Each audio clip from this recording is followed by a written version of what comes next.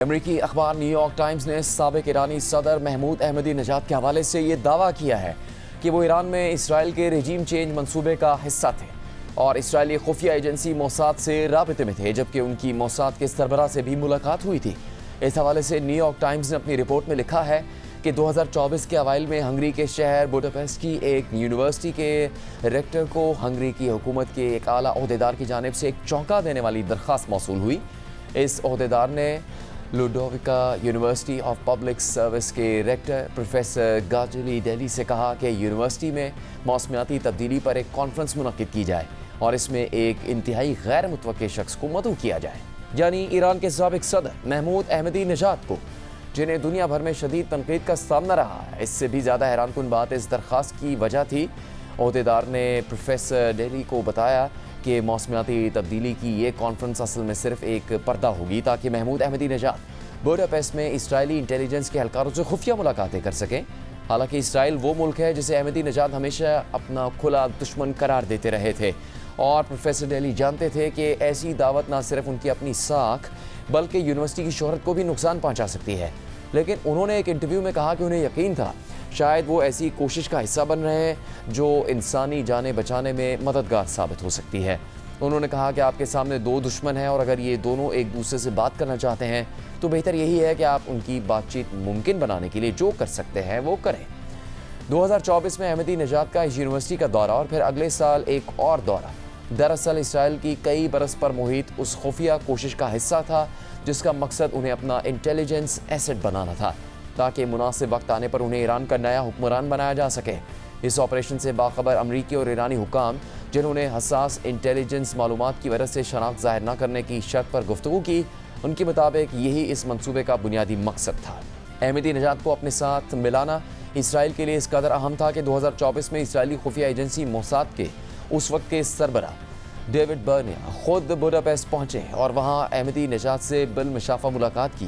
سابق امریکی حکام کے مطابق اس ملاقات کے کچھ ہی عرصے بعد موساد نے CIA کو آگاہ کیا کہ اس کا احمدی نژاد سے رابطہ قائم ہو چکا ہے۔ اسرائیل کی جانب سے حکومت کی تبدیلی کے منصوبے کے لیے محمود احمدی نژاد کو مرکز بنانا دونوں ممالک کے تعلقات کی تاریخ میں غیر معمولی موڑ تھا۔ یہ وہی احمدی نژاد تھے جن کے دور حکومت میں ایران کے جوہری پروگرام کو تیز رفتاری سے آگے بڑھایا گیا، جو مسلسل اسرائیل کی تباہی کی بات کرتے رہے اور جنہوں نے ہولوکاسٹ سے بھی انکار کیا تھا۔ امریکی حکام کے مطابق حالیہ برسوں میں اسرائیل نے خفیہ طور پر احمدی نژاد کو رہائش اور بیرون ملک سفر کے اخراجات کے لیے رقم فراہم کی، جبکہ اسرائیلی اہلکار مختلف مواقع پر بیرون ملک ان سے ملاقاتیں کرتے رہے، جن میں بوڈاپیسٹ کے دونوں دورے بھی شامل تھے۔ یہ پوری کوشش رواں سال فروری کے آخر میں، یعنی امریکہ اور اسرائیل کی ایران کے خلاف جنگ کے ابتدائی دنوں میں اپنے عروج پر پہنچی۔ اس وقت خطرات سے پر ایک آپریشن کے ذریعے احمدی نژاد کو تہران میں ان کی رہائش گاہ سے منتقل کرنے کا منصوبہ بنایا گیا، جہاں وہ سخت نگرانی میں زندگی گزار رہے تھے۔ مقصد یہ تھا کہ موجودہ ایرانی حکومت کا تختہ الٹنے کا منصوبہ عملی شکل اختیار کرے اور اس کے بعد احمدی نژاد کو اقتدار میں لایا جائے، لیکن یہ منصوبہ ناکام ہو گیا۔ 28 فروری کو اسرائیلی فضائی حملے میں احمدی نژاد کے رہائشی کمپاؤنڈ کو نشانہ بنایا گیا۔ حملے کا ہدف ان کے محافظوں کی عمارت اور ان کی بختر بند گاڑی تھی۔ 4 سینئر ایرانی حکام کے مطابق حملے کے فوراً بعد ایک سیاہ رنگ کی گاڑی وہاں پہنچی، احمدی نژاد کو اپنے ساتھ بٹھایا اور انتہائی تیزی سے انہیں اس کے مقام سے لے گئی۔ اس آپریشن سے واقف امریکی اور ایرانی حکام کے مطابق وہ گاڑی موساد کے اہلکار چلا رہے تھے، جنہوں نے احمدی نژاد کو ایران کے اندر ہی ایک سیف ہاؤس میں منتقل کر دیا۔ لیکن اس واقعے سے واقف لوگوں کے مطابق احمدی نژاد اس عجلت میں کیے گئے ریسکیو آپریشن سے ناخوش تھے۔ وہ اسرائیل کے اس منصوبے سے بھی بددل دکھائی دیتے تھے جس کے تحت انہیں دوبارہ اقتدار میں لانے کی کوشش کی جا رہی تھی۔ بعد میں وہ اس سیف ہاؤس سے نکل گئے، تاہم یہ اب تک واضح نہیں ہو سکا کہ وہ کس طرح وہاں سے نکلنے میں کامیاب ہوئے۔ اس کے بعد وہ عوامی سطح پر کہیں نظر نہیں آئے اور پھر گزشتہ پیر کو سپریم لیڈر آیت اللہ علی خامنائی کے جنازے کے جلوس میں مختصر وقت کے لیے دکھائی دیے۔ ان کے موجودہ حالات اب بھی غیر واضح ہیں، تاہم 4 سینئر ایرانی حکام کا کہنا ہے کہ ایران کو اسرائیل کے ساتھ ان کے روابط کے بارے میں کافی معلومات ملنے کے بعد احمدی نژاد اب پاسدارانہ انقلاب کے انٹیلیجنس ونگ کی تحویل میں ہے اور انہیں گھر میں نظر بند رکھا گیا ہے۔ اسرائیلی حکام نے محمود احمدی نژاد کو ایران کا نیا رہنما بنانے کے منصوبے پر کبھی عوامی سطح پر کوئی تبصرہ نہیں کیا۔ یہ منصوبہ دراصل تہران میں موجودہ حکومت کا تختہ الٹنے کی ایک وسیع تر حکمت عملی کا حصہ تھا۔ اس منصوبے کا ایک اور اہم پہلو یہ تھا کہ شمالی عراق میں موجود ایرانی کرد اپوزیشن گروہوں کو اسلحہ فراہم کیا جائے، انہیں تربیت دی جائے اور پھر انہیں مغربی ایران میں داخل کر کے وہاں کا کچھ علاقہ اپنے قبضے میں لینے کے بعد بتدریج تہران کی جانب بڑھایا جائے۔ تاہم یہ منصوبہ کبھی عملی شکل اختیار نہ کر سکا۔ اسرائیلی فوج کی انٹیلیجنس کے سابق سربراہ نے مئی میں امریکی ٹی وی PBS کے پروگرام فائرنگ لائن میں کہا کہ ایرانی حکومت کی تبدیلی کے منصوبے میں خصوصی نوعیت کی کئی کارروائیوں کا ایک مکمل سلسلہ شامل تھا۔ ان میں نہایت منفرد کارروائیاں شامل تھیں جو مرحلہ وار انجام دی جانی تھی، اور احمدی نژاد بھی اسی سلسلے کا ایک حصہ تھے۔ رپورٹ کے مطابق موساد کے حکام نے اس معاملے پر تبصرہ کرنے کی درخواستوں کا کوئی جواب نہیں دیا، جبکہ احمدی نژاد کے ترجمان علی اکبر جواں فکر نے بھی تبصرہ کرنے سے انکار کر دیا۔ 2005 سے 2013 تک ایران کے صدر رہنے والے محمود احمدی نژاد ملک کے نمایاں ترین سخت گیر سیاستدانوں میں شمار ہوتے تھے۔ وہ اسرائیل کے خاتمے کی بات کرتے تھے اور انہی کے دور حکومت میں ایران نے یورینیم افزودگی کا پروگرام دوبارہ شروع کیا تھا، جس کے بعد عالمی سطح پر یہ خدشات مزید مضبوط ہوئے کہ ایران خفیہ طور پر جوہری ہتھیار بنانے کی کوشش کر رہا ہے۔ 2009 میں جب ان کے دوبارہ انتخاب کے خلاف ملک گیر احتجاج ہوا تو احمدی نژاد نے اسے طاقت کے ذریعے کچلنے کا حکم دیا۔ انہی کے دور میں عدلیہ نے اختلاف رائے رکھنے والے کئی افراد کو پھانسی دی، جبکہ بہت سے سیاسی مخالفین اور حریفوں کو قید کر دیا گیا۔ لیکن صدارت چھوڑنے کے بعد کے برسوں میں احمدی نژاد کے رویے میں نمایاں تبدیلی آنا شروع ہوئی۔ انہوں نے اپنے خیالات میں نسبتاً نرمی پیدا کی اور اسرائیل مخالف وہ سخت بیانات تقریباً ترک کر دیے جو ان کی پہچان بن چکے تھے۔ وہ اپنی اس نئی معتدل شخصیت کو نمایاں کرنے کے لیے اکثر انٹرویوز دیتے اور تقاریر کرتے تھے، جن میں ایران کے پاپ میوزک پر اظہار خیال کرتے، سیکیورٹی اداروں کی سخت کارروائیوں پر تنقید کرتے اور حکمران طبقے پر مالی بدعنوانی کے الزامات عائد کرتے تھے۔ انہوں نے اپنی مخصوص ڈھیلی خاکی رنگ کی جیکٹ پہننا چھوڑ دی اور اس کی جگہ نفیس سلے ہوئے سوٹ پہننے لگے تھے۔ انہوں نے اپنی بے ترتیب داڑھی کو باقاعدگی سے سنوارنا شروع کر دیا تھا۔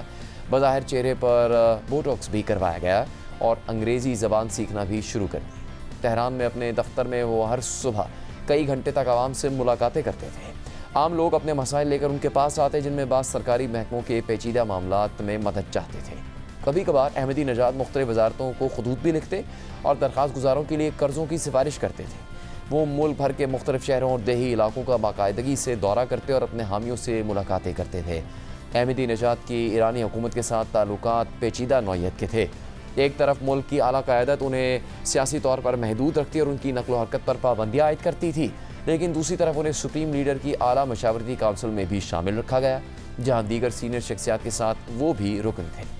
جنگ شروع ہونے سے چند روز پہلے فروری میں ہی انہوں نے اس کونسل کے اجلاس میں شرکت بھی کی تھی، لیکن ایران میں بہت سے لوگ احمدی نژاد کی اس تبدیلی کو خلوص پر مبنی نہیں سمجھتے تھے۔ ان کے نزدیک یہ سب کچھ عوام میں اپنی مقبولیت دوبارہ حاصل کرنے اور خود کو موجودہ حکمران طبقے سے الگ دکھانے کی ایک سیاسی کوشش تھی۔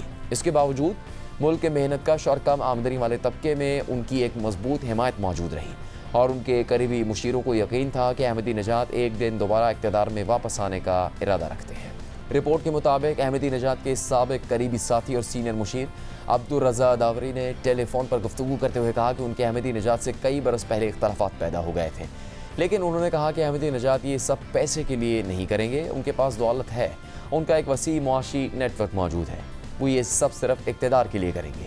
وہ دوبارہ طاقت کے مرکز میں واپس آنا چاہتے ہیں۔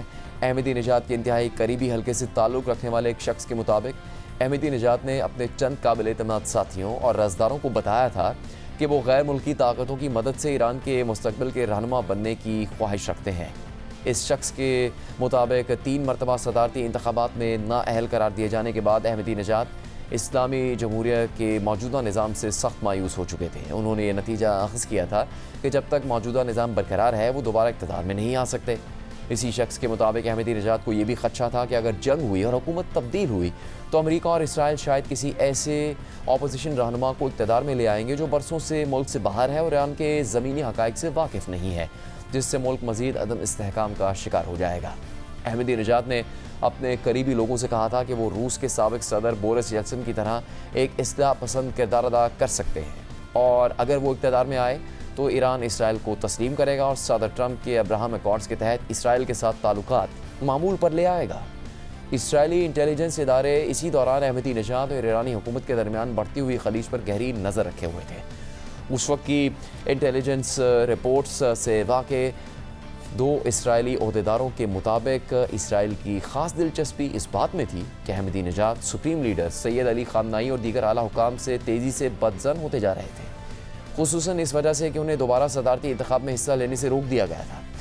इधर ईरान के पासदारान इनकलाब की इंटेलिजेंस शाह को अहमदी नजाद की सरगर्मियों पर शक होने लगा। पासदारान इनकलाब के 2 अरकान और इस मामले से बाखबर एक इंटेलिजेंस एहलकार के मुताबिक ये शुबा उस वक्त मज़ीद गहरा हो गया जब अहमदी नजाद ने 2017 में खुलेआम डोनाल्ड ट्रंप को खतूत लिखने शुरू कर दिए और बाद में सऊदी अरब के वलीअहद मोहम्मद बिन सलमान को भी खतूत भेजे, जबकि डोनाल्ड ट्रंप इन दोनों रहनुमाओं की खुलकर तारीफ़ किया करते थे। रवां साल इसराइली हमले के बाद अहमदी नजाद वक्ती तौर पर पासदारान इनकलाब की निगरानी से निकल गए और फिर ईरानी इंटेलिजेंस इदारों ने उनकी इसराइल से मुबैना वाबस्तगी की बाकायदा तहकीकात शुरू कर दी। 4 ईरानी हुकाम के मुताबिक इन्हीं तहकीकात के दौरान अहमदी नजाद के इसराइल से रवाबित के मुख्तलिफ शवाहिद एक एक करके सामने आते गए। रिपोर्ट के मुताबिक ये वाज़ेह नहीं है कि इसराइली एहलकारों ने अहमदी नजाद को अपने साथ मिलाने की पहली कोशिश कब की।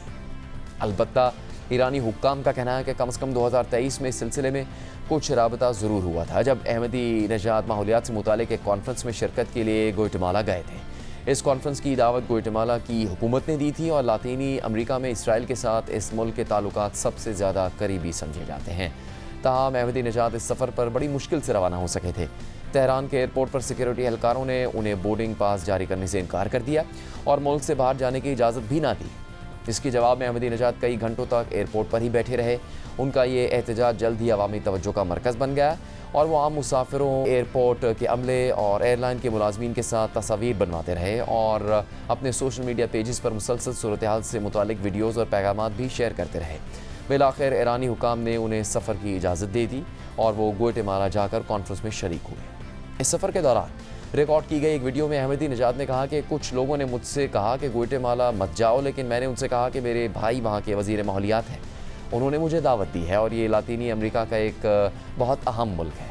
फिर अगले ही साल अहमदी नजाद ने हंगरी का पहला दौरा किया ताकि लुडोविका यूनिवर्सिटी में मुनक़िदा कॉन्फ्रेंस में शिरकत कर सकें। इसी दौरान बुडापेस्ट में उनकी मुलाकात मोसाद के सरबराह डेविड बर्नियर से हुई, जो गुज़श्ता माह तक 5 बरस तक मोसाद की क़यादत करते रहे। इस वक्त हंगरी में दाएं बाजू के वज़ीर आज़म विक्टर ओरबान की हुकूमत थी और इसराइल के साथ हंगरी के ताल्लुकात यूरोप के बेशतर ममालिक से ज़्यादा करीबी समझे जाते थे। विक्टर ओरबान और इसराइली वज़ीर आज़म नेतन्याहू एक दूसरे के ममालिक के दौरे भी करते रहे। अप्रैल 2025 में नेतन्याहू ने भी इस यूनिवर्सिटी में खिताब किया, जहाँ उन्हें अवामी खिदमात के एतराफ़ में खुसूसी एजाज़ से नवाजा गया। फिर 2 माह बाद अहमदी नजाद एक मरतबा फिर बुडापेस्ट पहुँचे। उनका यह दौरा इसराइल की जानिब से ईरान पर हमले से सिर्फ चंद दिन पहले हुआ और इसका असल मकसद इसराइली इंटेलिजेंस एहलकारों से खुफिया मुलाकातें करना था। पासदारान इनकलाब के अंसार यूनिट से ताल्लुक़ रखने वाले ईरानी मुहाफ़िज़ अहमदी नजाद के हर गैर मुल्की सफ़र में इनके साथ होते थे। उन्होंने बाद में अपनी रिपोर्ट में लिखा कि जून 2025 के इस दौरे के दौरान कम से कम 2 मरतबा अहमदी नजाद अपनी सिक्योरिटी टीम से अलग होने में कामयाब हो गए और कई घंटे गायब रहे। जब मुहाफ़िज़ों ने वापसी पर इस बारे में अहमदी नजाद से सवाल किया तो उन्होंने जवाब दिया कि वो यूनिवर्सिटी के प्रोफेसरों से मुलाकातें कर रहे थे। इस कॉन्फ्रेंस में अहमदी नजाद ने अंग्रेज़ी ज़बान में खिताब किया, जिस पर वहाँ मौजूद बहुत से शुरका हैरान रह गए। इससे भी ज़्यादा हैरत की बात यह थी कि उन्होंने अपनी तकरीर का आगाज़ इस कुरानी आयत से नहीं किया जिससे वो माजी में तकरीबन हर खिताब के आगाज़ में पढ़ा करते थे। गहरे नीले रंग का नफीस सूट पहने अहमदी नजाद ने अपनी तकरीर में मुश्तरका इंसानियत और बदलते हुए आलमी निज़ाम पर गुफ्तगू की। उन्होंने अपने ख्यालात का इजहार करते हुए बताया कि उनके नज़दीक नया आलमी निज़ाम किस तरह वजूद में आ सकता है। ये तमाम मनाजिर उनके इसी दौरे की वीडियोज़ में देखे जा सकते हैं, जो बाद में उनके सोशल मीडिया पेजेस पर भी जारी की गई। अहमदी नजाद ने यूनिवर्सिटी के रेक्टर को ईरान के अजीम शायर फिरदौसी की मशहूर तसनीफ़ शाहनामा का एक नुस्खा भी पेश किया। जवाब में प्रोफेसर डेली ने उन्हें यूनिवर्सिटी का खुसूसी निशान पेश किया। गुज़श्ता माह एक इंटरव्यू में प्रोफेसर डेली ने कहा कि अहमदी नजाद को दावत देने के मामले में उन्होंने किसी और के मंसूबे का पर्दा रखते हुए सिर्फ एक नुमाइशी चेहरे का किरदार अदा किया। अहमदी नजाद फरवरी के आखिर में तेहरान में अपने घर से स्याह रंग की गाड़ी में ले जाए जाने के बाद गुज़श्ता हफ्ते पहली मरतबा आवाम के सामने आए।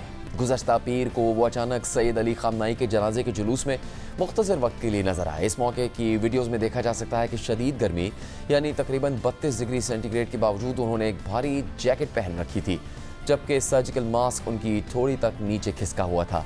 ईरान के 2 زندہ سابق صدور حسن روحانی اور محمد خاتمی کو جنازے کی تقریبات میں مدعو نہیں کیا گیا تھا اور وہ کسی تقریب میں نظر نہیں آئے۔ پورے وقت خاموش کھڑے رہے، ان کا سر جھکا ہوا تھا اور ان کے چاروں طرف ایسے افراد موجود تھے جو بظاہر سیکیورٹی اہلکار دکھائی دیتے تھے۔